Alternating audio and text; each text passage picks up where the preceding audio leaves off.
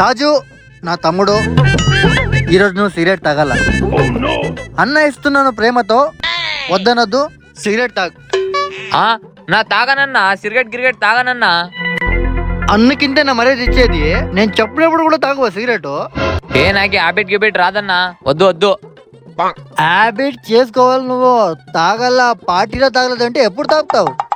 నాన్న ఇక్కడే ఉన్నానా, మళ్ళా చూస్తే వద్దన్నా వద్దు.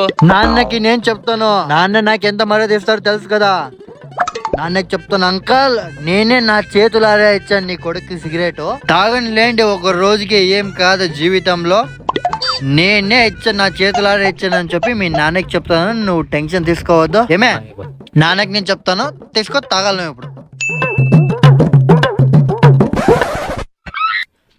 తాగనంటావా? నేను ఎలా బుక్ చేస్తాను చూడు. రాజు